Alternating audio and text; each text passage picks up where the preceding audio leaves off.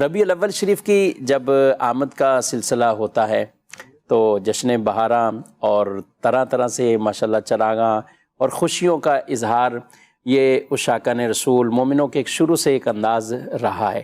وہاں کچھ ایسی باتیں بھی بیچ میں لوگ میسیجز کے ذریعے پھیلانے کی کوشش بھی کرتے ہیں اور کسی نہ کسی طرح سوالات قائم کیے جاتے ہیں۔ ان میں ایک سوال یہ بھی ہوتا ہے کہ 12 ربیع الاول تو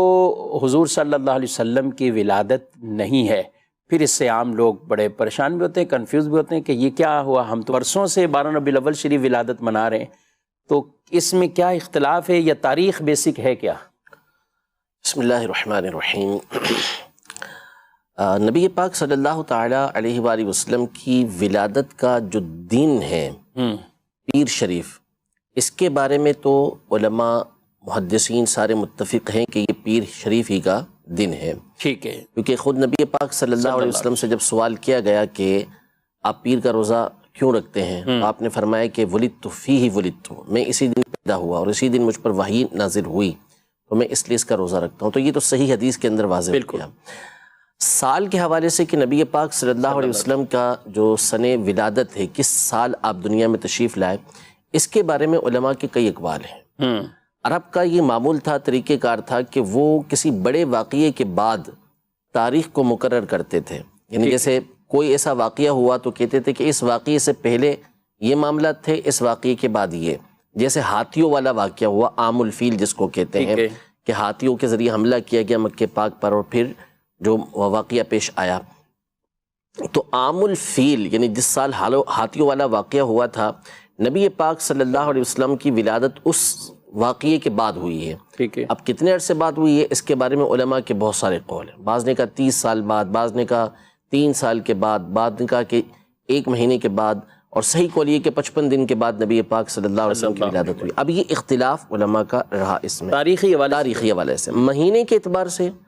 مشہور قول یہی ہے کہ 55 دن کے بعد ولادت ہوئی، اور مہینے کے اعتبار سے علماء کا اختلاف رہا۔ بعض نے کہا رجب میں ولادت ہوئی، بعض نے کہا محرم میں ہوئی، بعض نے کہا رمضان میں ہوئی، لیکن صحیح بات یہ ہے کہ نبی پاک صلی اللہ علیہ وسلم کی ولادت جو ہے وہ ربیع الاول کے مہینے میں ہوئی۔ ٹھیک ہے، اسی طرح آپ کی جو تاریخ ولادت ہے اس کے بارے میں علماء کا اختلاف رہا۔ بعض نے کہا 2 تاریخ ہے، بعض نے کہا 8 تاریخ ہے، بعض نے کہا 10 تاریخ ہے، بعض نے کہا 12 تاریخ ہے، بعض نے کہا 17 تاریخ ہے، بعض نے 19 تاریخ کا۔ مختلف اقوال علماء کے اس میں رہے، لیکن جمہور علماء جنہوں نے اس قول کو اختیار کیا ہے وہ ہے 12 تاریخ، کہ 12 تاریخ کو نبی پاک صلی اللہ تعالیٰ علیہ وآلہ وسلم کی دنیا میں جلوہ گری ہوئی۔ جمہور یعنی اکثر علماء، ٹھیک ہے، یعنی جس طرف اکثریت ہے، جیسا کہ 55 دن کے بعد ولادت ہوئی اس پر اکثریت ہے، نبی پاک صلی اللہ علیہ وسلم کی ولادت جو ہے وہ ربیع الاول کے مہینے میں ہوئی، تقریباً علماء اسی طرف ہیں۔ اسی طرح نبی پاک صلی اللہ تعالیٰ علیہ وسلم کی جو ولادت کی تاریخ ہے اس میں اکثریت علماء کی اسی طرف ہے کہ یہ 12 تاریخ ہے، حتیٰ کہ شیخ محقق رحمۃ اللہ تعالیٰ علیہ اور دیگر بزرگوں نے یہ لکھا کہ اہل مکہ کا یہ معمول ہے، طریقہ کار قدیم سے یہ طریقہ ان کے یہاں چلتا ہوا آ رہا ہے کہ اسی رات کو 12ویں شب کو 12ویں تاریخ کو یہ لوگ مکہ مکرمہ میں حضرت سیدہ آمینہ رضی اللہ تعالیٰ عنہا کے گھر پر جمع ہوتے ہیں اور وہاں ولادت کا دن مناتے ہیں، نبی پاک صلی اللہ علیہ وسلم کی آمد کا جشن مناتے ہیں۔ تو جہاں مسلمانوں کا اتفاق ہے، اکثریت جس کے اوپر ہے، اسی قول کو اختیار کیا جاتا ہے۔ حدیث پاک میں فرمایا